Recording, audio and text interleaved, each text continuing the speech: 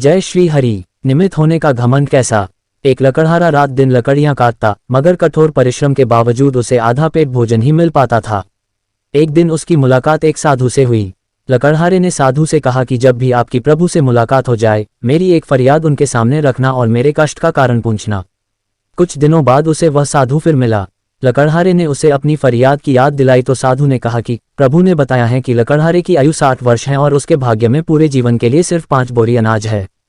इसलिए प्रभु उसे थोड़ा अनाज ही देते हैं ताकि वह 60 वर्ष तक जीवित रह सके। समय बीता, साधु उस लकड़हारे को फिर मिला तो लकड़हारे ने कहा, ऋषिव, अब जब भी आपकी प्रभु से बात हो तो मेरी यह फरियाद उन तक पहुंचा देना कि वह मेरे जीवन का सारा अनाज एक साथ दे दे, ताकि कम से कम एक दिन तो मैं भरपेट भोजन कर सकूं। अगले दिन लकड़हारे के घर 5 बोरी अनाज पहुंच गया। लकड़हारे ने प्रभु ने को धन्यवाद दिया कि उसकी फरियाद कबूल कर उसे उसका सारा हिस्सा भेज दिया है।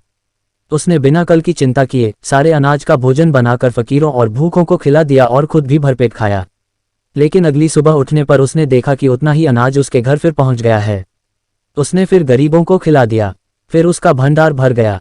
ये सिलसिला रोज रोज चल पड़ा और लकड़हारा लकड़ियां काटने की जगह गरीबों को खाना खिलाने में व्यस्त रहने लगा।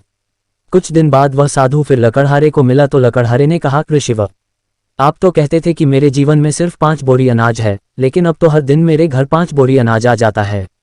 साधु ने समझाया, तुमने अपने जीवन की परवाह न करते हुए अपने हिस्से का अनाज गरीब व भूखों को खिला दिया।